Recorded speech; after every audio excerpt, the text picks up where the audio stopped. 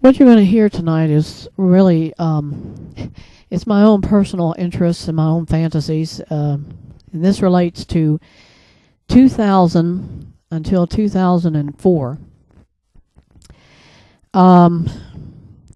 At that time of my life, I was not seeing a doctor or a therapist, and I would be awake 2 hours sometimes in bed just trying to figure out how do I fall asleep here. And over the time that I was always awake, I just figured if I create a story in my own mind, then maybe it would help me fall asleep. So what I'm going to explain to you or try to describe in this video is some of my recollections of these what I called adventures, and they just were simply called the Adventures of Jason, the Scottish boy. And in these adventures, I'm always like a 5-year-old boy, because I figured this gives me more chances to experience an adventure anywhere and everywhere. And it got to the point where I just I really enjoyed, fantasizing about different places that I could go. And my interest in this was, of course, that I got to wear kilt everywhere I went. And it was, just the chance to do something in other places, and even actually went back in time, forward in time, and I saw different places. And it begins, really, the first adventure I ever had was, I'm a part of this group of astronauts, and the government sends them on a flight to not really anywhere we know. It was in another planet, and they figured that there's a world out there that's exactly the opposite of Earth. Everything as far as human beings are concerned. So anyway, we get there to this planet. The astronauts get off. I get off. Don't ask why I was allowed to go. If I'm a child, I can't obviously have been anything important to the mission. But we get off, and there's people waiting there, and they're men, and there were a couple of women. But when we got off, the first thing I noticed was that all the men wore dresses, and I'm talking about, classical outfits, like during the time when, in the 60s and the 50s, when women wore really fashionable type outfits. Well, all the men were wearing these. And I didn't see one woman wearing anything but just like basically the opposite of what they would wear here. I mean, at least that the men didn't wear pants. I noticed that.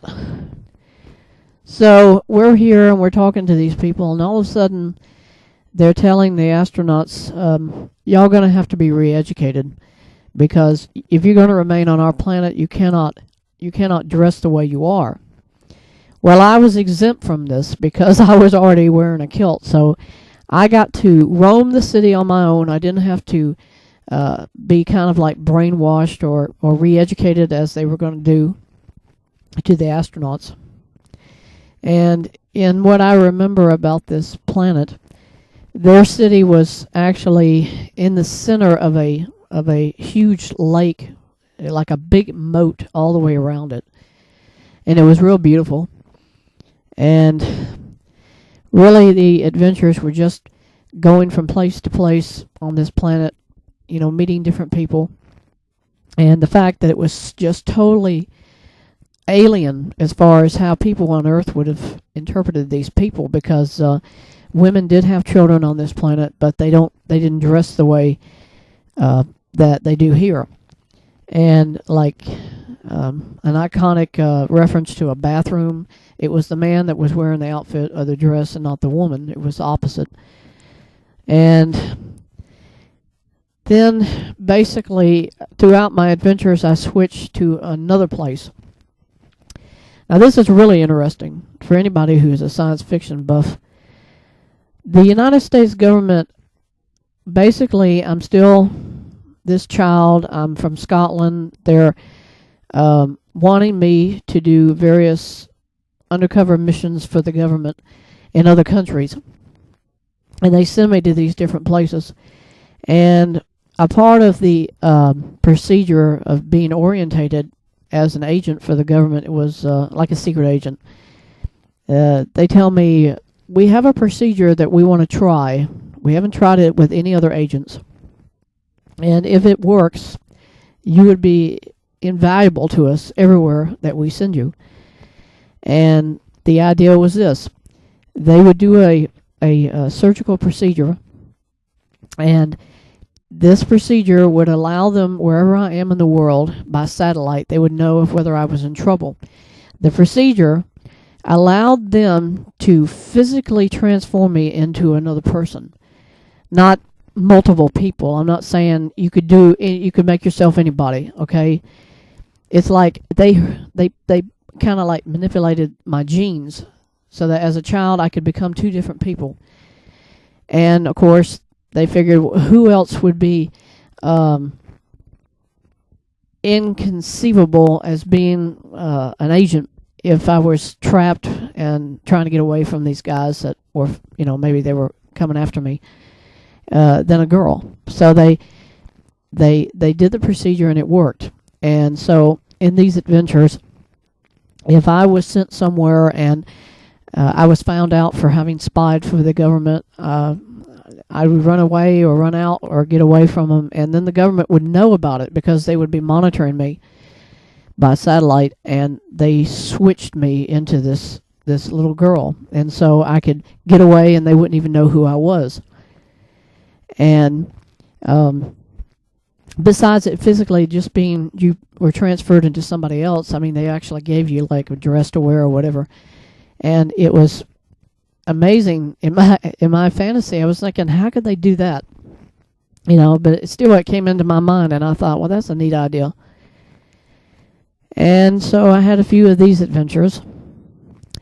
And basically at one point,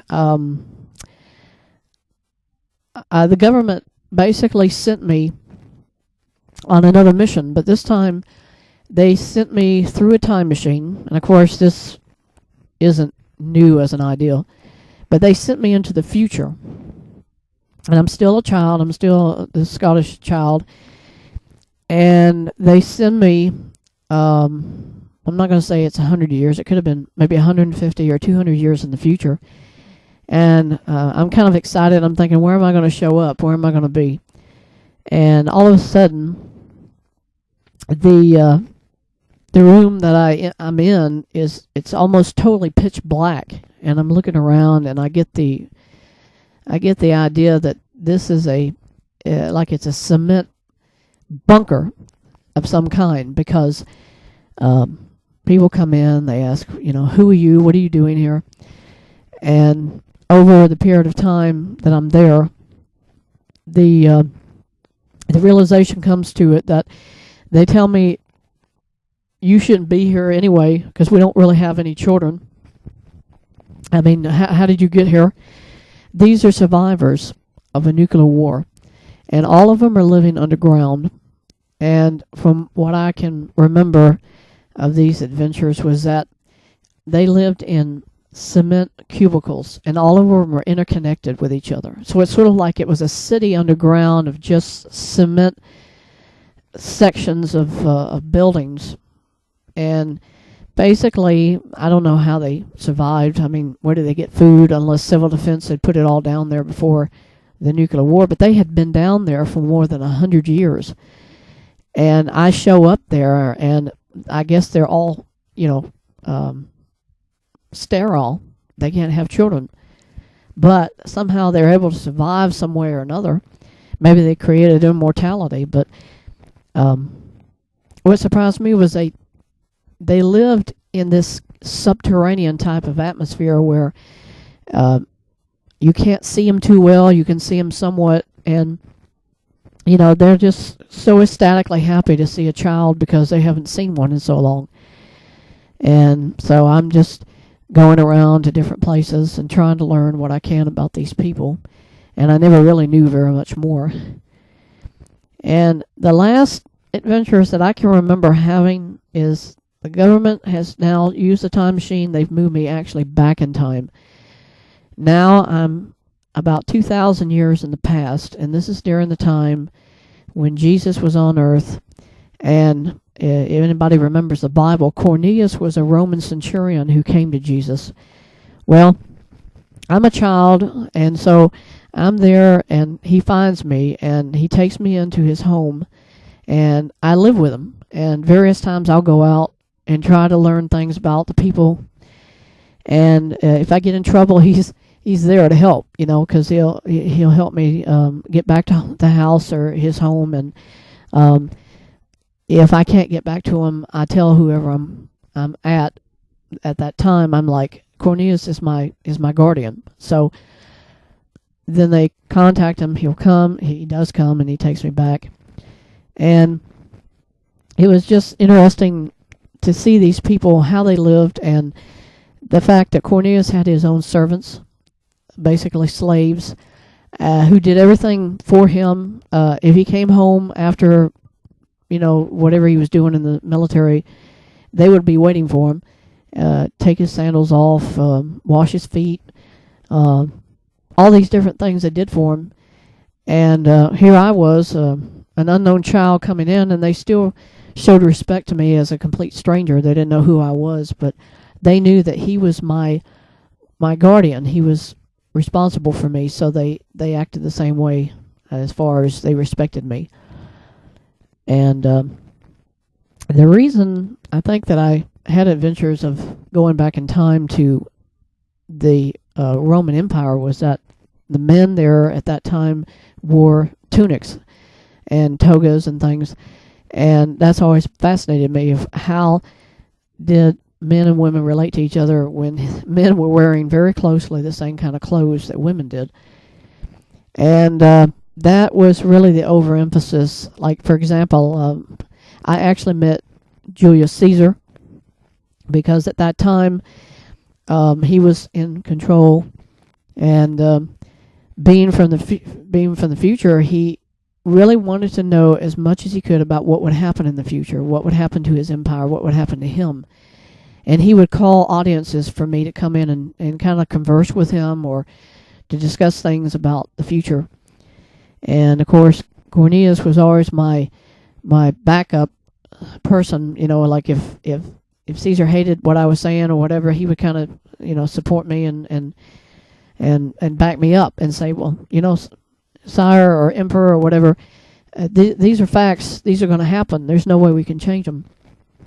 And so, in the experiences I had of these adventures, it was more or less not entertaining, but just kind of like something that helped me to unwind my mind, and then I was able to finally fall asleep. And I had these progressive dreams that I've just shared with you. I had them over a period of 4, maybe 5 years. And I have never put them on paper. I've never written them down. This is the first time I'm actually doing any recollections of this experiences that I've had. And I just thought, well, maybe somebody might find this interesting if I shared it with you. And let me just say, in a nutshell, what I just told you. All of these events dealt with either Jason, the small child, wearing a kilt or wearing a tunic, or just the fact that I was living during those times in history when men wore these things. That's why I always have remembered them. The first adventure of an astronaut and going to this other planet was kind of like saying, how do we know in the universe there isn't an Earth like us that's opposite?